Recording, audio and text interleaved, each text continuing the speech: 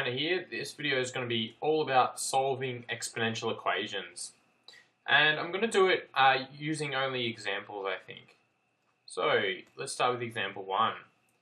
4 to the power of x equals 256. So for this example, what we're trying to do is create the same base here, so the base of 4.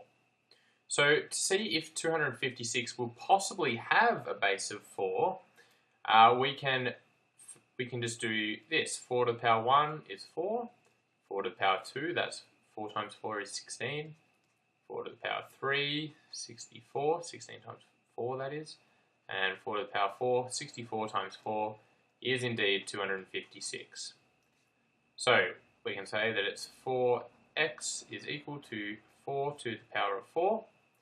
Therefore, this x must be equal to 4. And we're done. Now, what happens if you aren't very good at doing this? Is there a shortcut other than creating this big list here? And the answer is yes. If you had wanted to, you could have done, to find 256, what is the value of 4 here, you could have instead used your CAS calculator. That's basically the only real shortcut there is at this stage before we learn logarithms. So there is a better shortcut called logarithms, but otherwise there's just the CAS calculator way, which will let you just do this for you by doing 4 to the power 1, 4 to the power 2, 4 to the power 3, 4 to the power 4, so on, to create your list instead of just doing the multiplication yourself. Okay, onwards to example 2. Example 2. Alright, so example 2 is very similar to example 1, but it's 3x minus 1 equals 81. So the reason it's similar is because we're going to try and change 81 to something that has the base 3. So 3 to the power 1 is 3, 3 to the power 2 is 9, because 3 threes. 3 to the power 3 is 9 times 3 gives 27. 3 to the power 4 is 27 times 3, which is 81. So we've found it. It is 4. So that will give us 3 to the power x minus 1 equals 3 to the power 4. Therefore, x minus 1 must be 4. So therefore, x minus 1 has to equal 4. Add 1 to both sides gives x equals 5. And we've finished that question. Okay, on to example 3. Okay, example 3, let's have a look at it. Example 3 is 5 to the power 2x minus 4 equals 25 to the power of minus x plus 2. So we're going to be trying to do a similar thing to what we have been doing for the first two examples. But here we want to change 25 to something with the same base as 5. So we know that that 5 squared is 25.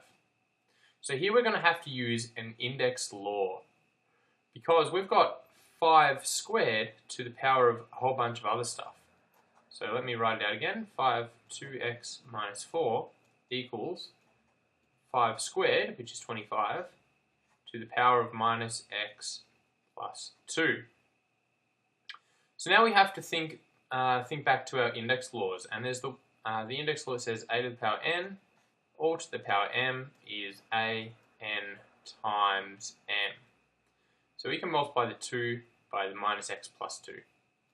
So 2x minus 4 equals 5 minus x plus, minus 2x, minus plus 2x, plus 4, 2 times 2. So we've done 2 multiplied by everything here. So now that we've got the same base, we can just have the exponents equal to each other. So therefore, 2x minus 4 equals negative 2x plus 4.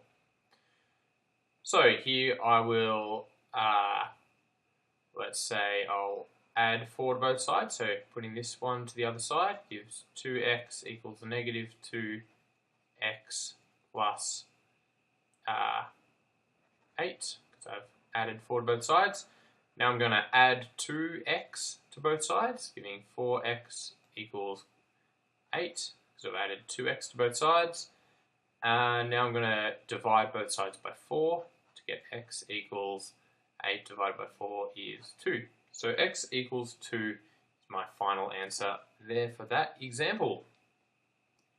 Okay, now to example 4. This will be our last and also our trickiest example.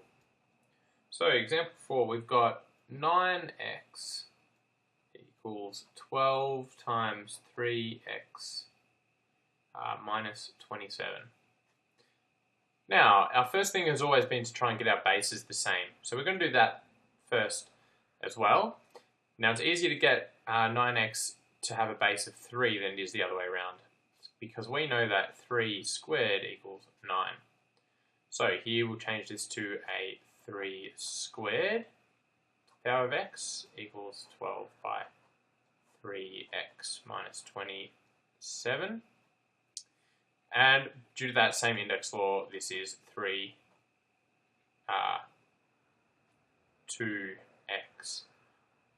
on this side, which I'm actually gonna write as the 3 to the power 2x. I'm gonna write it as 3x to the power 2, because it's the same thing using that same index law. I'm allowed to sort of swap the position of these, so I can first do this and then go backwards to do this. So 3x to the power 2 equals 12 by 3x minus 27. Okay, so now I'm going to rearrange this. Okay, now what I'm going to do is I'm absolutely stuck because there's too much extra stuff. There's this times 12 and this minus 27. So what I'm going to do is a substitution, and I'm going to show you why this is a good idea.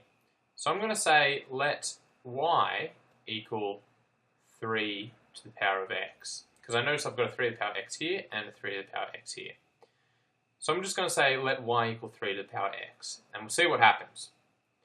So here we've got y squared for this one equals 12y minus 27. Okay, this looks much neater and much more familiar. Now hopefully you can see that this is going to be a quadratic because we've got a y squared here. So what I can do is rearrange this and then solve the quadratic. So I've got y squared minus 12y, to put that on the other side, plus 27 equals 0. So this is a quadratic which I can solve by using our thinking about it factorizing method. So I'll look for factors of 27. So it could be 3 and 9, or it could be minus 3, minus 9, and I think those are all our options. So now look to one which gives us minus 12 when I add them, which is this one. So I'll change this to y minus 3 multiplied by y minus 9 equals 0. So my solutions are y could equal 3 or y could equal 9. Okay, so this is when we go back and think about what we did with our substitution up here. So here we say, well, y equals 3x. So here we can now say that 3 actually equals 3x, because y is 3x. So, or maybe it would make more sense. Yeah, that'll do. Or, now 3x equals 9. So from this one, you can see that x must equal 1, because this is 3 to the power 1. Or from this one, you can change 9 into, 9 is obviously 3 squared. So, or x must equal 2. So there we go, that's that example done. I might actually do another example, basically exactly like example 4, but just another one in case you found example 4 a little bit confusing. Okay, so our final example, example 5, we've got 5 to the power of 2x minus 4 to the power of 5, 4 times 5 to the power of x, minus 5 equals 0. So here I noticed that I've got a 5x and what looks like it might be a 5x. So I'm going to change this so we've got a 5x. Now using my index law, I know that I can put the 2 up here, because that will mean that x and 2 must be multiplied to give 2x, so that all works. Now writing the rest out. Okay, now notice I've got a 5x here and a 5x here, so I'm going to do a substitution. And say let y equal 5 to the power x. So now I can rewrite this equation with y's instead of 5 to the power x's. And have y squared minus 4y minus 5 equals 0. So once again, using the thinking about it method, look for factors of negative 5. So it could be negative 1 and 5, or it could be 1 and negative 5. I've got to look which one adds up to negative 4. It's this second one. So I'll factorize this as y plus 1, y minus 5 equals 0. So therefore y could either equal negative 1 or y equals positive 5. Now we undo our substitution. Because y equals 5x, I can now say 5x equals minus 1 or 5x equals 5. Now from this second one, obviously this is 5 to the power 1. So here I can say that x equals 1. Now from this, nothing at all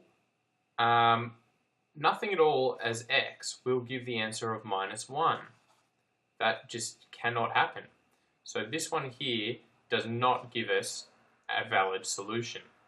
So that does not give us a valid solution, so there's only one solution, and it's x equals 1. That is the only valid solution. This one here, not valid.